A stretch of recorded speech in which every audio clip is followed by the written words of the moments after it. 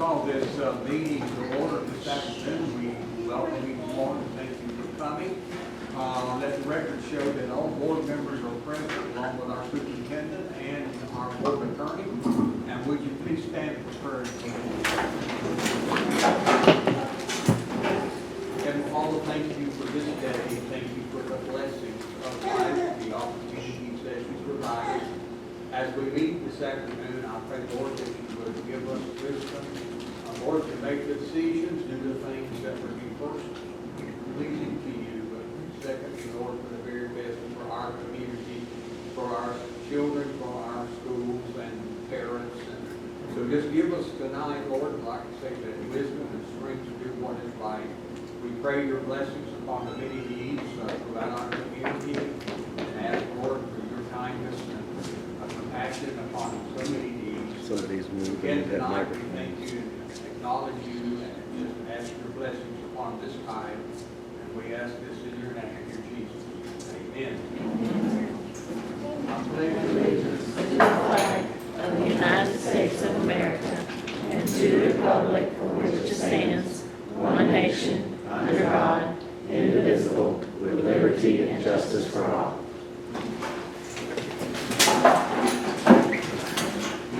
The agenda is the adoption of the agenda, and notice we have an item that has been pulled, item 4.01 has been pulled from the agenda, and so we have a motion that all the I'm sorry? Oh, okay, right, and I know that the date on the agenda tonight states February the 20th, but it should state March the 5th. Make that note, okay? I just call and make the motion. Ms. Donnell seconds it. All in favor, say aye. Aye. Anybody opposed? So carried. The approval of our minutes, item 2.04, for February the 20th, workshop, regular school board meeting, and executive session. All right, Ms. Agnew makes that motion. Ms. Mathis seconds it. Any discussion? If not, all in favor, say aye. Aye. Anybody opposed? So carried. We have a recognition this evening, and Ms. Bashir, would you like to proceed on with that? Mr. White, you can come up.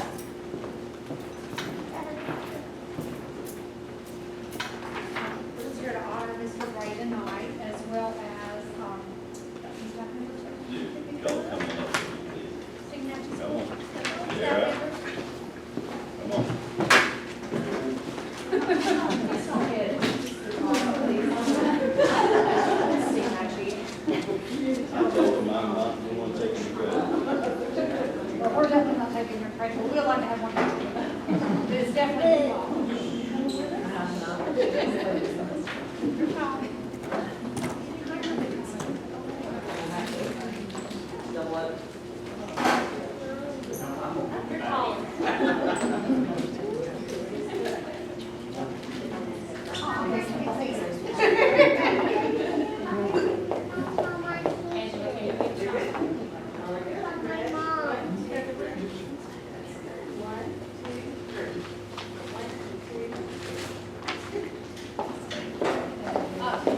I think that everyone out here would like Mr.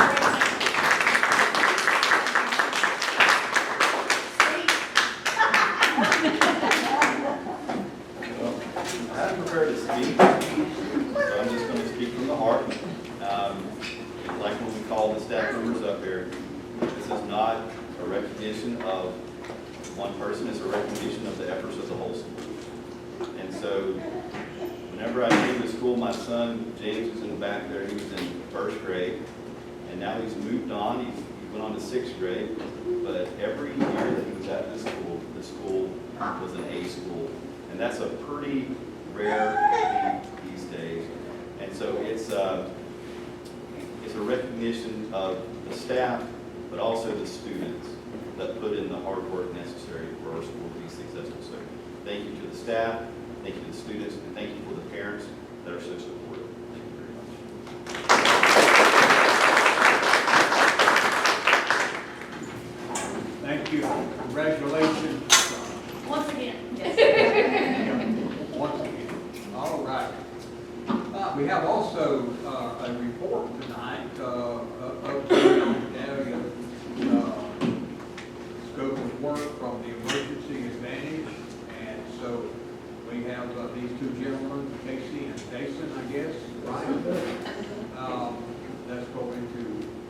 do you have anything? you want- No, I just want to point out, you can tell which one really doesn't work if you look at Okay. we thought that. Well, would y'all like to share, I don't know, do you need to stand? We could give you one of these mics, I guess, or you got one over there. Is it all right to stand here? Is that all right? Or I can stand here a little bit while we're talking?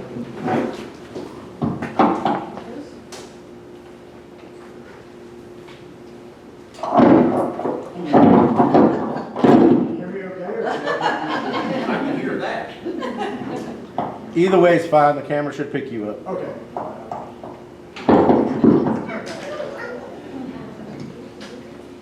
Well, good evening. My name is Jason Stoltzfus with the Emergency Advantage Program, which is part of your insurance policy through the Florida School Board Insurance Trust. Appreciate the opportunity to be here and speak to you this evening. The purpose of our presentation is to provide an update on recovery and response from Hurricane Idalia, talk a little bit about the way the program and the insurance policy works. You guys have a unique policy that not too many school districts have. It puts you in a pretty good position.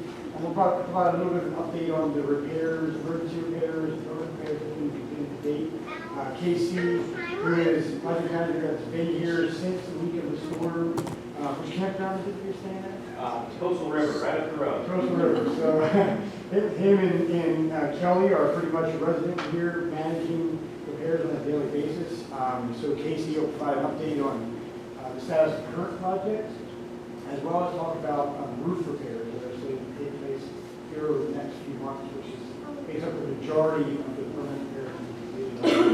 Some things to install, etc. So first, I'd like to just provide a brief overview of what we call the Emergency Advantage Program and how it works. Through a traditional insurance policy, the school district will hire contractors, pay for repairs, pay all the costs up front, and submit to insurance for reimbursement. Insurance will provide a reimbursement of your actual costs and that's what you're deductible. This is a unique program available through FISBIC, called the insurance company, in which we as insurance come in and as an extension of your team, manage and pay for repairs directly to contractors. And then the district is invoiced only for the deductible. So it's kind of the opposite of the way a typical, again, claim works where you pay. So to date, for example, we've made about $7.2 million in repairs. That's over 55% in the district. So through a traditional insurance program, the district would contract directly with the contractors, issue RFPs, emergency services contracts, pay that $7 million, and then submit to insurance for reimbursement. Insurance would then go through a claims process and reimburse you, and that's what it would be.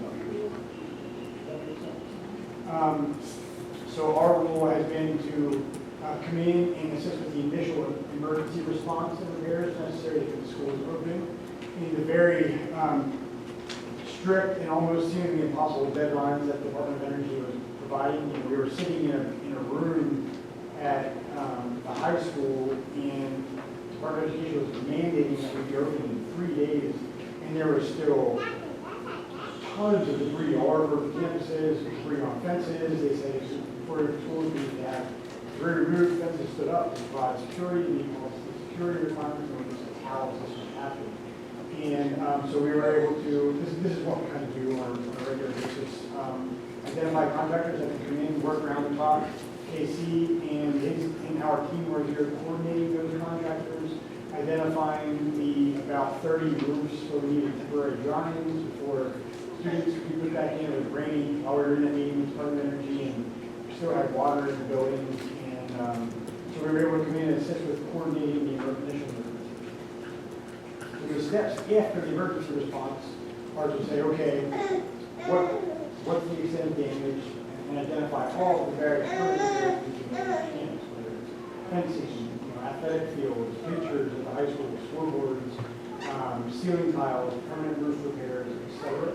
So our goal is to bring the insurance adjusters in, work with your team to identify a full list of all the damages that need to be repaired, and then take the next steps to repair those damages. So we were talking a little bit about the spreadsheet that you had. What that spreadsheet does is summarizes all the damages, what we call a scope of work to be performed every single building throughout the district. So that kind of brings us to where we are today, where whether it's roof repairs and replacements, ceiling tile repairs, permanent carpet, we're working with your team and district's engineers on the next step, develop bid documents, bid out, and then hire contractors to do those repairs and have to work. Another component of the program we just wanted to touch on briefly, under a traditional insurance claim process, the insurance company hires adjusters, independent adjusters who can look at all of your buildings and then say, here's all the damages we've identified in, for roofs, for example. They walked all the roofs in the building and identified approximately 32 roofs that required replacement, 29 initially. 29 that required replacement, and another, how many were? Dozen or so repairs. So those are so repairs. So rather than just taking the insurance adjuster's estimates and reports and then saying, okay, giving us an engineer, we need drawings and designs so we can get out all the repairs and replacements as for what insurance identified. Our recommendation was to use the district's engineer that had designed these roofs initially to thoroughly assess all of the roofs and ensure that the insurance adjuster had identified all the damage. Well, long story short, after the engineer performed their assessments, they identified about 60 roofs that require replacement. There was the initial, about half of that from the insurance adjuster. So now over the past 2 days, a lot of times people say, why aren't these roofs already being repaired? It's because sometimes we don't always see all the steps that are being taken behind the scenes to get to the point where we can award a contract and make sure that we're assisting the district in obtaining insurance funding for all the repairs and items. So today, Casey and Kelly were walking all of the roofs with the district's engineer and the insurance adjusters so that we could explain to the insurance adjusters why some of these roofs require replacement and they thought they needed to be repaired. After they're done with that, they'll approve insurance funding for all the roofs that the engineer and the adjusters agree that need to be replaced, and we can move forward to the next steps. But did they get a number for that today? You have They walked about Are you still? We're still, tomorrow we're walking as well. They walked about half the campuses today, and they'll do the rest tomorrow. And the way the process works, as long as an engineer can identify storm-related damage to a roof and say the roof requires replacement because of the damage caused by the storm, then insurance will provide funding to replace that roof. Sometimes when engineers initially look at the roofs, they'll say this roof needs to be replaced, but part of it's because of storm damage and part of it's because of maintenance issues, and the roof's 30 years old. So we worked very closely with the engineers that the reports they provided showing the 60 roofs clearly delineated early storm or insurance calls clean-related damage that can be validated as caused by the storm. Had to restructure their reports a couple times, then provided to the insurance team, and they said, okay, this makes sense, we need to walk some of these and understand it. So after everybody walks, as long as the engineer can validate that the damage requiring replacement was caused by the storm, we'll get approval. And, I think, I don't want to make an assumption, but after reviewing the engineer's reports, it appears as though the majority of roofs that they recommended replacements on require replacement. Yes, ma'am. So, looking at the scope of work and what roofs are, as they're being replaced, are we strengthening them to make them better for the future? That's a great question. So there's 2 things that are being done to make sure that happens. One is a lot of these roofs are older and don't meet current code. So there's insurance coverage to repair, to make a like-kind repair or replacement in accordance with all current codes. So the codes for roofs are really usually what drive the improvements. Most of the, do you know, there's the county's wind codes, are they Miami-Dade? I believe we're still following the line. Okay, so most counties throughout Florida adopt Miami-Dade for wind codes. Winds need to be able to, or roofs need to be able to hold up to a sustained 174 mile per hour. So to answer your question, the designs that the engineer are going to do will be to bring roofs in accordance with those codes, which then makes them necessary. And the insurance companies will pay for that work to be Yes, done. ma'am. It won't be charged back to the district, any of the upgrades that come in. As long as the upgrade what we call it, the improvement, what is required to meet current codes, it will be covered by insurance.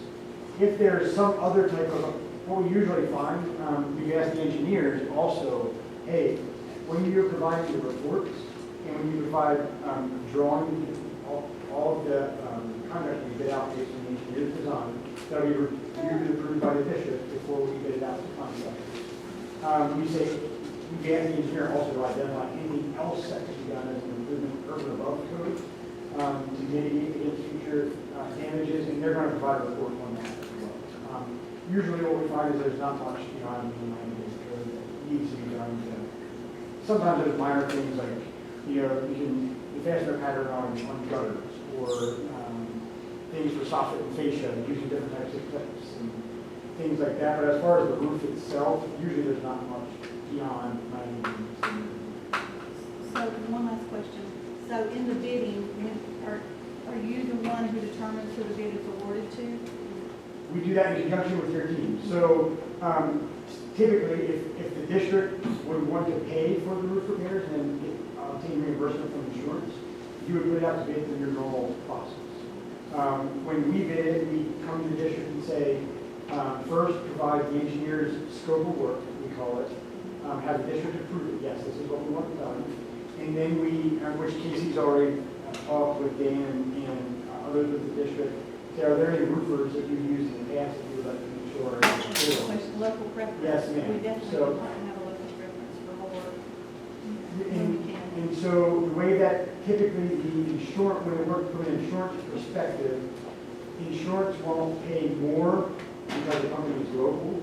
But a lot of times the local companies, usually it's, requirements are that a contractor can demonstrate experience repairing and replacing roofs with similar size and complexity.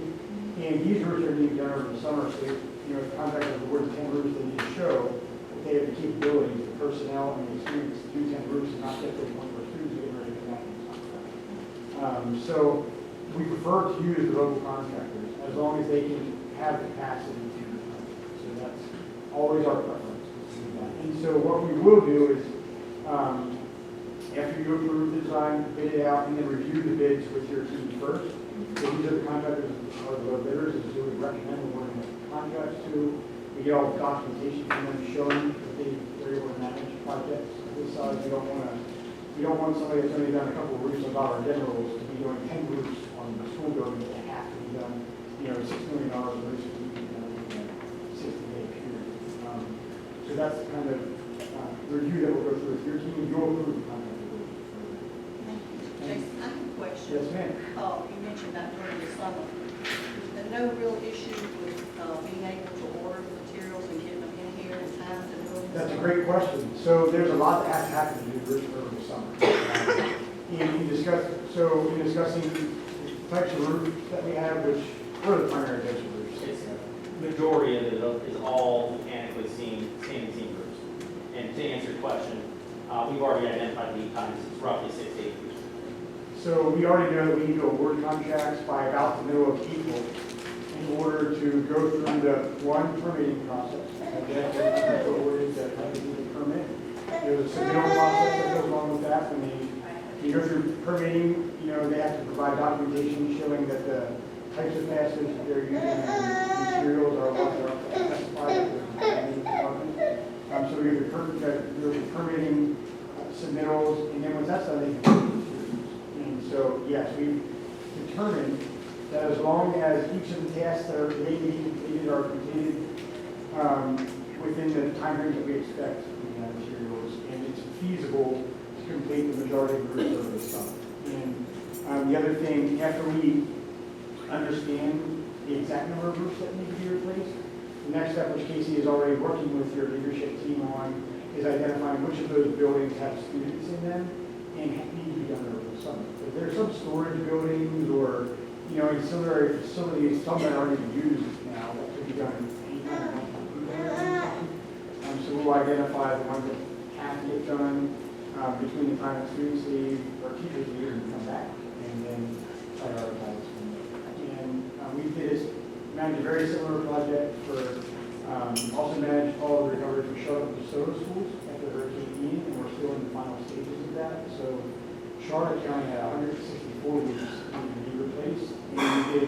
79 of those that summer. So we've been through the process and understand the steps that need to take place in order to meet the deadlines, and I will be working closely with the team throughout the week. How long do you think it's going to be, if you had to give a percentage on how much work to be done, how much has been done? That's a great question. So as far as value, so far, Just the preparation, maybe we're at 50% of all the work that has to be done, 30% of all the work that has to be done? the work to be done, the value and the critical work is majority of the groups. So as far as value first, so far, about $7 million in repairs have been completed. And the estimates, depending on how many roofs need to be replaced and repaired, for the total cost is between 16 and 20 million. So about total cost, so that's it, so it's 7 plus another 8 or whatever. As far as the work to be completed on each campus, I'd say, 40% complete, with the majority of the work that's community complete. I meant for Casey, actually, why Casey can talk a little bit more detail about what remains to be completed. Roofs, fencing are our two main Yeah. items. So, everybody, thanks for having us out this evening. My name is Keith McReynolds. I'm the senior project manager on behalf of R&G. So, as Alicia said, I'm the boots on the ground. To answer your question, majority, so up to this point, we've done all the emergency work. Obviously, we tried in these buildings with TPO to make sure that we don't have continued leaks. Jason had kind of talked a little bit about the process of getting a third-party engineer, Parker Engineering Group, come in and assess these. So immediately after the storm, there's a lot of chaos.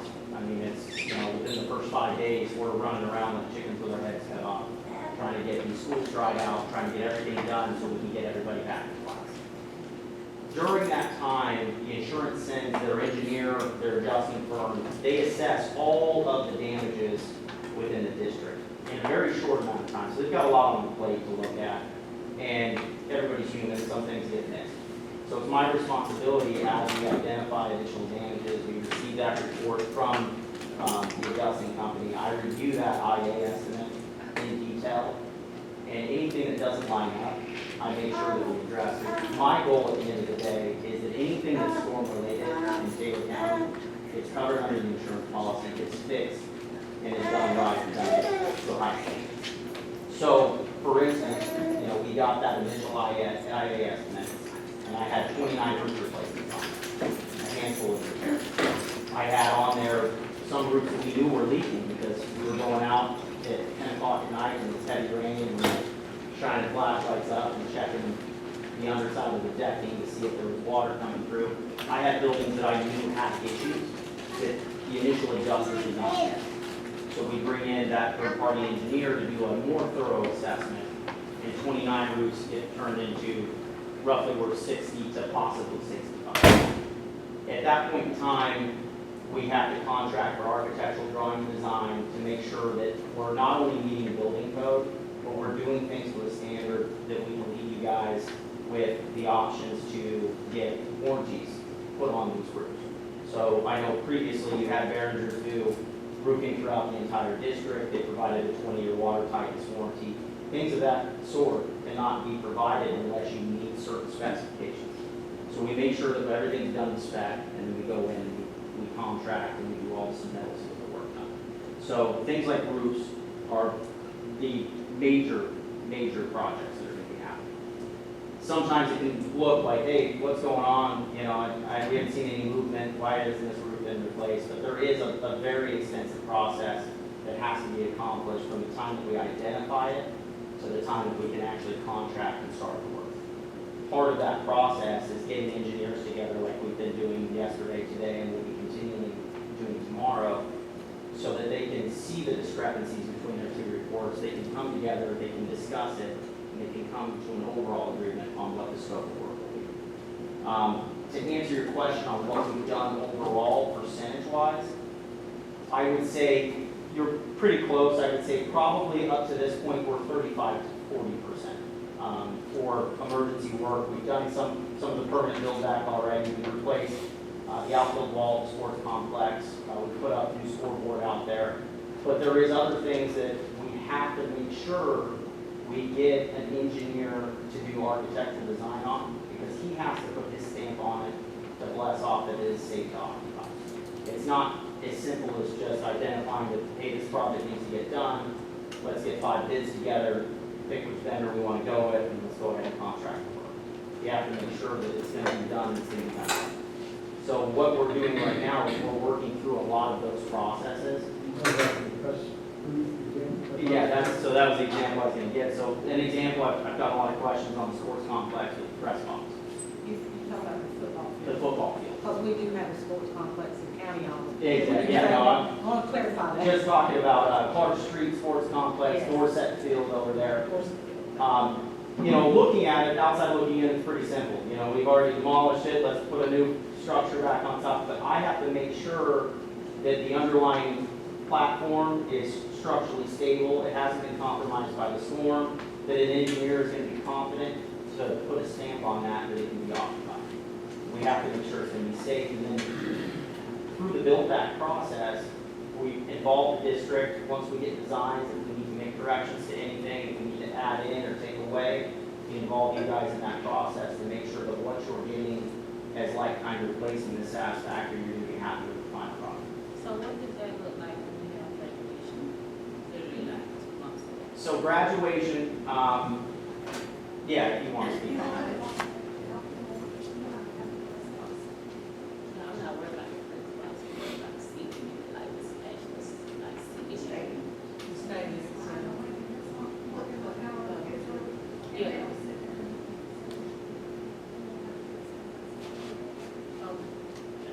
And we worked through some of those issues in the very beginning, when you guys were getting ready to have your first home game post-storm.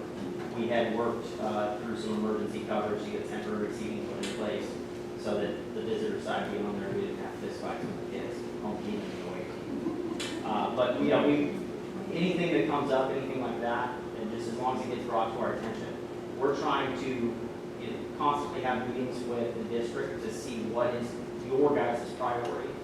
Because I have to look at things as well and triage things in priority. Not to say that things in the sports complex aren't priority.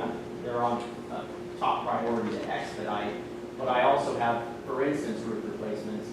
If those roofs continue to leak, we have assets underneath. You've got things, you know, first of all, students and staff, but also personal property inside those buildings that get damaged. So those become very high priority to get those either dried in or permanent repairs conducted. So there's no roof damage. And I understand that our since you were just speaking at what work had occurred and I feel I was just wondering like what, you know, what else looked like So- needed to be done. So right now, engineers yesterday had discrepancies in fence replacement. So that's one of those things where the IA came out, they did their initial, it's 5 days immediately after the storm, they're looking at everything under the sun, and they missed things. I had Parker Engineering Group put together a pre-design survey on fencing, mainly because I wanted somebody to go out there and look specifically at the fence to make sure that we are including everything that needs to get replaced. And then additionally, it's something we can use as a basis for bids. So I can take that pre-design, I can send it out to vendors and they can bid off that apples to apples across the board. It makes it an easy way for us to get really fair bids. Initially, the IA report identified, I believe it was somewhere around 7,600 linear feet of fence replacement. That number is now going to be closer to 16,000 linear feet of chain link fence replacement.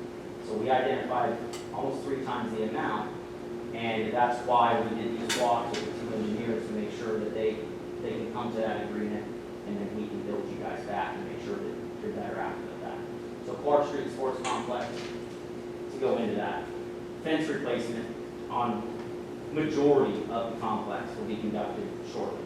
So we're working through that process, and the 2 engineers have already done their site assessments. We're assuming we're going to come to an agreement on that shortly, and then we're going to send that out for bid and start contracting and getting the work. That'll take, I would say, on Clark Street specifically, you know, we could probably accomplish that in a matter of 3 weeks, 4 weeks. District-wide, I would say we've got about 2.5 to 3 months, possibly 3.5 months, depending on weather, of fence work to get all the fences replaced. Everything's been identified. At Clark Street Sports Complex, we have the press box. It was on the football field. We have the away team bleachers, and then on the baseball field, we have a concession stand press box. What we're working through right now is the architectural drawing and design, so we can get an engineer stamp, and we can begin the bid process for the permanent repairs. My goal is to have all of that completed prior to the next sports season starting. So prior to football season starting, I'm hoping to have that entire sports complex ready to go, good as new, so that when the students are coming back for sports, they've got a brand new facility to play at. Any other questions? So the bulk of the work is roofing, basically. I mean, there's several other, I mean, it's, we identify things on a regular basis. There's several other things, but I would say the major bulk of the work is roofing, and what makes it the bulk is not only the scope of what needs to be done, but the time frame in which it needs to be done. So roofing is it's difficult, and we have to replace some of these roofs while students and staff are out of session. So we have a window of about 71 days to do major commercial roof replacements. That's going to be, so kind of, you would talk about local vendors. I'm saying with him, my preference is to hire locally. But we have to make sure that we identify vendors that have the capabilities to accomplish that task in the time frame that's set. And they have to bring a lot of manpower to be able to make that happen. So our goal is to get majority of these routes accomplished this summer and work with the district team to triage and set priorities of what routes need to be done while kids are out of session and what routes can be done during the following school year. There's certain areas that are maybe tick booths or storage buildings or buildings that are only housing adults that I can kind of say, hey, this building over here we're going to be working on. We're going to make sure that nobody's going over there. We can't really do that with students. So you should, Parker Engineering is a global Parker Engineering. Correct. His mom was a teacher at Yeah. CMX school she retired from it. She was a great teacher.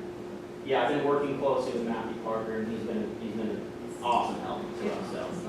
That's not the same one. Oh. It's not the same one? So there's 100%. We're still like we're around 40 of the roofing, what percentage would you say it is? Well, all we've done for roofing at this point in time is the No, dry. I'm talking about 100% of. Oh, I would work that say- needs to be done. We've got 35% done. Roofing would probably make up, I would say, 50% of the overall scope So of work. everything else was close to the 50% line, and from 50% to 100 on there. So interior-wise, schools, there's very little work that has to be done. Yeah, there's very little. We've got a few drywall, paint finish work to do throughout the district. Majority of everything that needs to be done interior to schools has already been accomplished. So we just have some paint finish work that needs to be done here and there. That's already contracted out. It's already in progress. Interior should be done completely, within the next 2 weeks. Majority of what needs to be done up to this point is major structural stuff. So it's the stuff that there's just a process that we need to go through before we can actually do it. Permitting process, submittals, architectural design, all the engineering, and then we can contract out and get that accomplished. Now, Alicia, I'm sure your team has already looked at your summer school plan in regards to all of this. Yes. Okay, well, we appreciate your report. Thank you very much. Thank y'all. Thank you so much. If I could just real quick, I want to say one more thing. It's about the quality of staff that we've worked with over the past 5 months. We do this a lot with a lot of other school districts, and the staff and the team that you have here is completely on top of things, just from the way the insurance policy is in place, to the way the FEMA process is being managed, and all the coordination that's required to make all of this happen in a short period of time is not possible without Alicia and her team, and so we really appreciate that. Thank you. Thank you. Thank you. All right. This brings us down to the item of interest by the public. Do we have anyone this evening that would like to address the board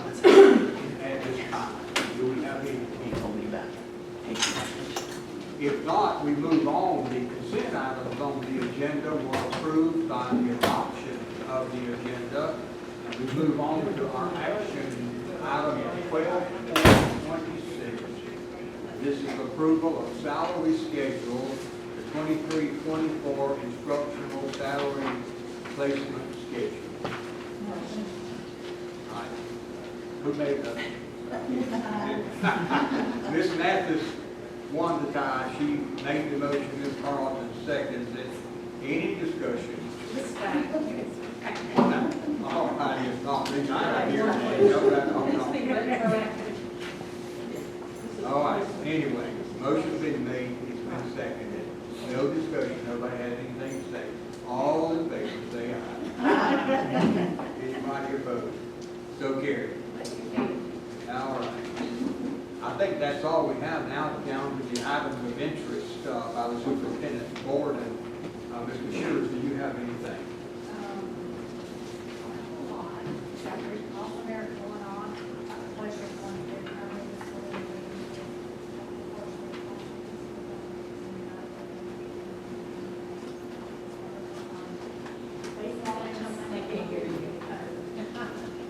Baseball and softball are in full effect. All those schedules are posted on the school's website. They still can. I can hear you. Well, I can hear me, I'm good.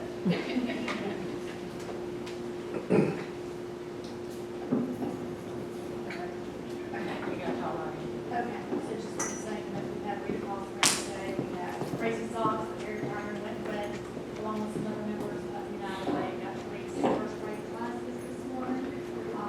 Besides that, baseball and softball, and no one are all in full swing, like balls with cruises, calendar events, and going anytime you can. And I think that's, yeah, I do want to talk about our meetings in April. So we have a few conflicts, and I would like to propose that we move our April meetings, the April 1st meeting, to the 9th. The original dates of April the 2nd and 16th, and we want to change, move them back a week to do the 9th and the 23rd. It's still on Tuesday? Yes, just like instead of It's the just- 1st and 3rd, it's the 2nd and 4th. There's 5 And there's weeks. 5 weeks, so that I wouldn't put 2 in a row. It's fine. 5:15. Yeah, that everything's the same. No, what day? So now change it to the 9th and 23rd. I did get there also, Big Ben had their, Big Ben Technical College, had a dinner in there every year, they did our own times to raise money. This year, instead of collecting money and doing things off, they kind of gave a give back to the community, so they wanted to celebrate and just have a nice appreciation for all the businesses that have supported them over the years. And so, Drake has awarded some money through, I can't remember, it matched it anyway. So basically, it's just not, where she provided the same thing, it was one from Jenner, Ms. Mathis, and Ms. Agnew, and Ms. Paul and I, and they did it, was really nice, they did a great job. Kept it short and sweet, gave away all the things that they normally would offer about, just a nice way to celebrate everyone, every member as a community, and again, to help businesses, thank you for trusting us. And, you know, hinted at some things that are coming out there very soon to be being Technical College. We'll receive some funding for the fire school, that's going to be coming very soon. And some other things I can't discuss yet, but I can just tell you, hold on away, we've got some really cool things out there. So as soon as we get down that, we'll talk about those.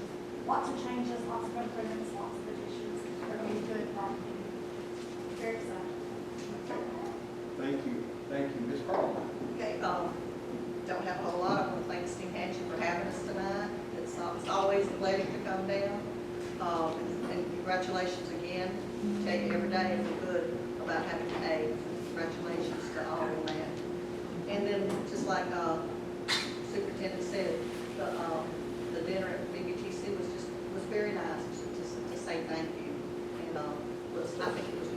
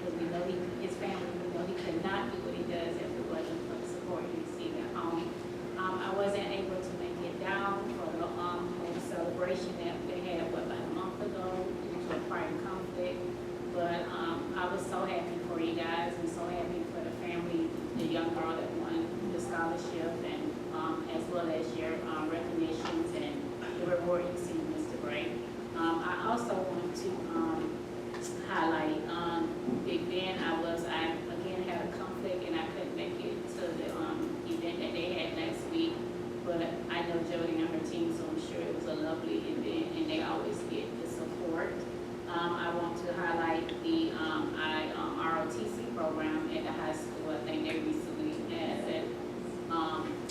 a show or competition or something, and they did well as always in that. I just want to again highlight our different seasons that have ended. I've been seeing that we've been having, I guess, some soccer banquets, baseball banquets, and just thank those individuals that work with those different programs and the students as well. And then, that's all I have. So again, thank you guys for coming out tonight. And again, congratulations, Mr. Bray, and to your team for all the hard work that you guys do. Okay, thank you, Ms. Ashley. Well, I got my Steve Hatcher shirt on. Looks good on it. And I got to come to the Fielders Festival Yeah. for my first time. Of course, it washed us away with the rain, but it was so nice, and the people in the community were so receptive to everybody. It was just a cool day, cool 2 days we spent down here. And I just look forward to coming again next year. But thank you for inviting us down, and anytime you want to come to Perry to a meeting, we invite y'all up there. So, I mean, it's almost like, even though we're in the same county, it takes an hour to get here, and that's another thing that we always ask money for our school buses because of things like that. But anyway, Mr. Brown, we're so proud of this school and all the staff and the students. You're like a shining light in the community, and the community involvement that you get, it's just like a example. We can just cookie cut it and it'd be wonderful. And I appreciate this community, I really do. This school has come a long way in a short time. And to be an A school consistently is just unheard of. And I don't think a lot of people realize that. But anyway, I just thank y'all for inviting us and everything that everybody else said. I appreciate it. All right, Ms. Ashley, thank you. Ms. Mathis. Well, of course, congratulations to Jimmy and Chrissy and all the staff, everybody that's here. It takes a village. And Jimmy's right about that.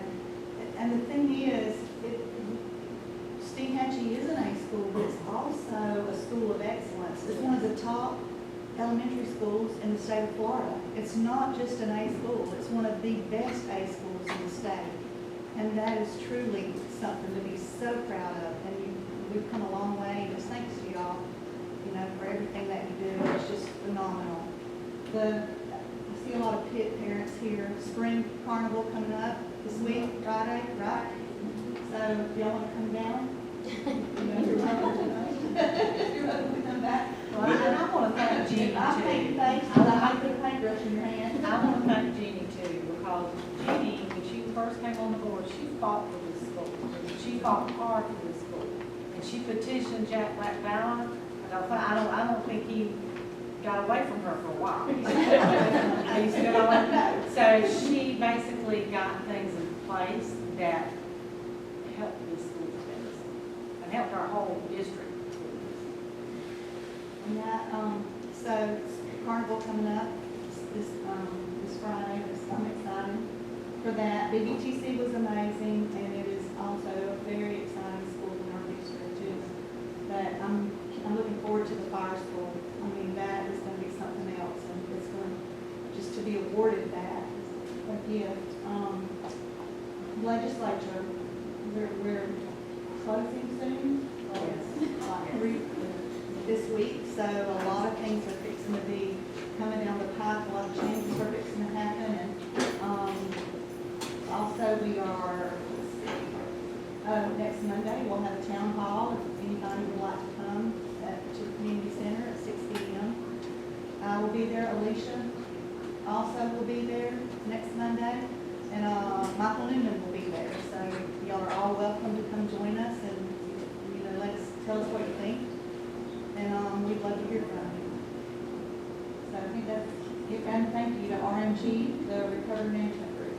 Actually, that's, EA is the other, Emergency Advantage is actually who the contractors through.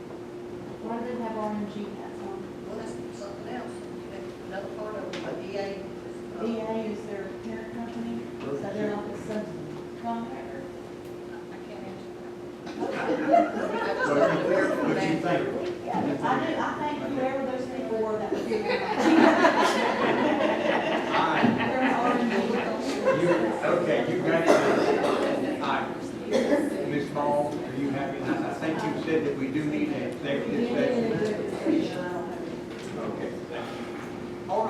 wind this meeting down tonight. I can concur with what all the board members had to say. Once again, thank you all for coming and being here. Pleasure being down in Hatchie. And once again, Mr. Gray, for you, your accomplishments for all your staff, parents, students, it takes everybody working together. Congratulations, okay? And with that said, do I have a motion to second that we adjourn? Nails makes the motion, Ms. Carlton seconds this adjournment. All in favor, say aye. Aye. Anybody opposed, this meeting is adjourned. Thank you.